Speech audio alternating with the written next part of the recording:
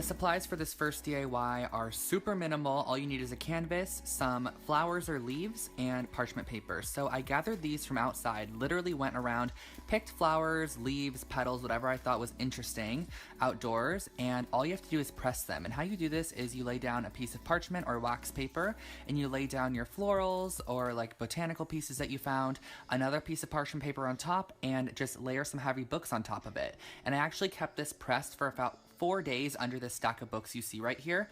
And once they were all completely pressed, they looked like this. And this is how they're going to look, and they're actually going to retain the shape and color, which is extremely nice. You basically pressed all of the life out of them, and this is what they look like now.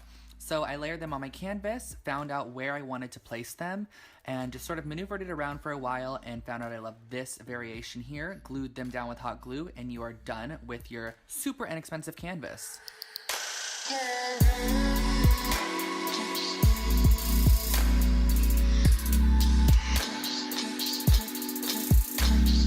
DIY number 2, all you're gonna need is some sea glass spray paint, a glue stick, a vase, ruler, paper, and scissors.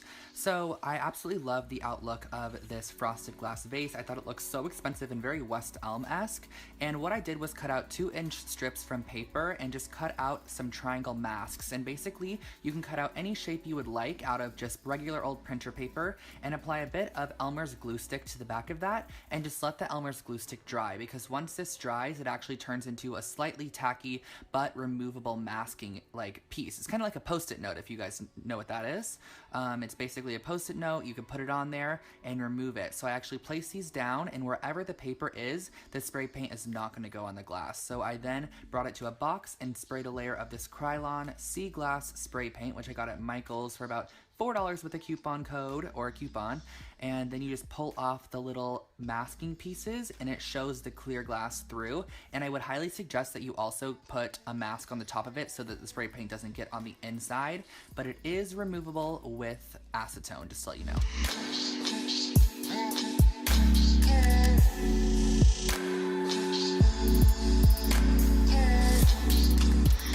For the hanging mirror DIY, you're going to need a square mirror, some E6000, an X-Acto knife, some chain, spray paint of choice, a piece of wood, ruler, and some of those screw hooks. And what you're going to start off by doing is taking a small piece of wood and cutting it down to 12 inches in width. And I actually just found this 24-inch piece from Michael's already like this. It was sold like this for like $1.50, and I just cut it directly in half by swiping over it with an X-Acto knife a few times.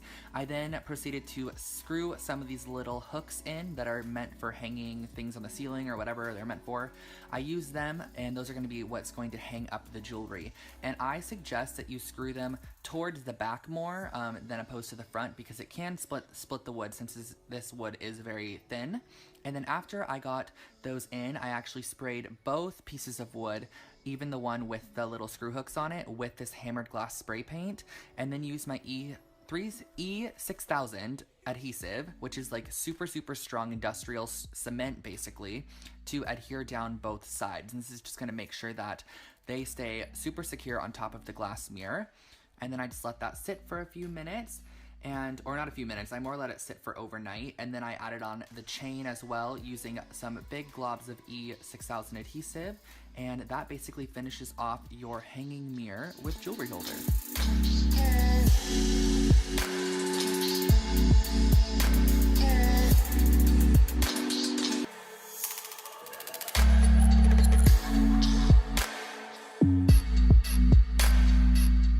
Let's get into this wall hanging, and all you're going to need is some wood dowels, yarn, parchment paper, paint, and a hot glue gun. So I first started off with these wood dowels, which I found at Michael's for about $3. They're just like toothpicks without the points. And the nice thing about gluing on top of parchment paper is that the hot glue peels off instantly. It doesn't stick at all. So you can glue on top of it, create shapes, and then pull them off later. So I actually created these hexagon shapes using these small wooden dowels, and I created 2 hexagons that were smaller, or just like hexagon shapes themselves.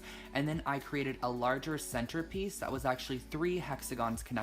And a cool little tip for you guys is you can actually burn down those weld points with the tip of your hot glue gun. So if you do need to like melt that down or make it look smoother or anything, if you added too much glue, use the tip to melt it down. And this is the center point right here, this like triple hexagon shape.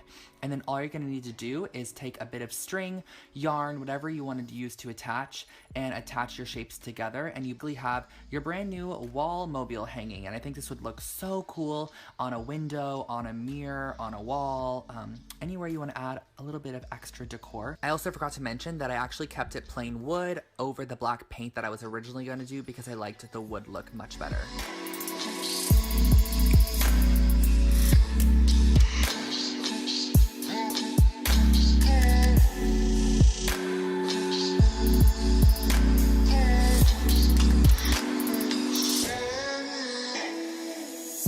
I feel like a pillow is always necessary, so I'm starting off with some jersey pillowcases, black dye, a paintbrush, and some foam cups. And I also did use a trash bag, which I'm laying down on the table right here just to protect my surface.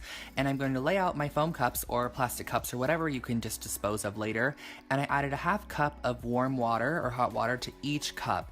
And then what I did after that was used the RIT powder dye, and I put 1 teaspoon in each cup, but I varied it. So 1 teaspoon in the first, 2 teaspoons in the second, 3 in the third, 4 in the fourth, and 5 in the fifth. So basically it's just a more concentrated dye as I go down. And the sucky thing kind of about this was that when you didn't have enough of the black dye, it was actually purple, which I didn't like at first, but as it dried, it actually kind of grew on me and I did like the purple. So keep that in mind if you're wanting a black or gray gradient. You're not really going to get it with this dye. It's going to be more purple based. And all you're going to do is take your wide paintbrush, and I just use like one of those painter's paintbrushes that you paint a house with, and it just allowed me to soak up a lot of dye at once, and I created a gradient like this, and that's really all. And I also did this one, which I think looks so cool with the split down the center, and the other half is white. In love with this.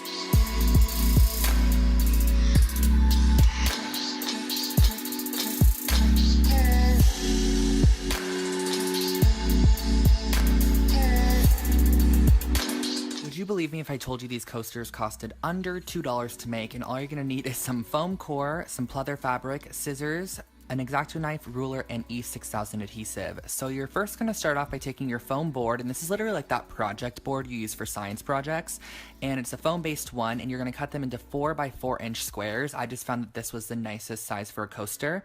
And then I used this pleather fabric I found at Joann's on sale for $1 for a 1/4 yard of it, and I just cut out with about 1 inch around each edge. I did it very roughly, and I E6000 adhesived the foam down to the backing and then cut off the corners like I'm doing here. So basically you're gonna want a tiny bit exposed on the corner like I'm showing, because when you fold it over like this, you want that corner to be pointed and you don't want it to be showing the foam core board. All I'm gonna do after that is take the E6000, glue it down, and then press a book on top of it so that it keeps the weight on there, and just let it dry for a few hours.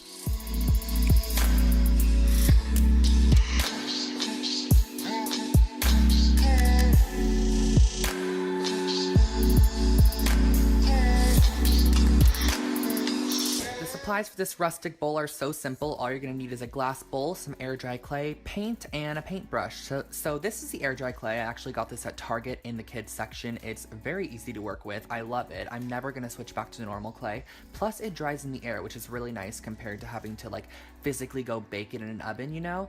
So I took this dollar bowl from Target, it's just a glass bowl, and I covered it in a layer of the air dry clay. And once you have your full layer on, I used a little bit of water on my fingertips to just smooth the surface. And I actually learned this in a ceramics class I took in high school, so it's coming in handy right now. But you can just use a little bit of water, it smooths down the surface, and it makes all cracks disappear and just everything just kind of meld a little bit better. And then I used a small piece of parchment paper and a heavy object to create a new bottom for this bowl. And then after that, I used a paintbrush, and I used the opposite end of the paintbrush to draw in some horizontal lines, just because I wanted a little bit of texture, and then once again went back in with that water to just clean up the lines. And this made it look so much better. Like if I didn't use this, it would have looked a little bit rough and jagged, which it did on the top, which I was able to fix with this nail file. So I used a nail file to roughen or just clean off those edges. And lastly, went in with a little bit of paint. So this is just watered down black paint, and I just painted it however I felt. I did a little bit of an ombre, and then also filled in all of those lines to just deepen the design, and added my signature on the bottom for authenticity.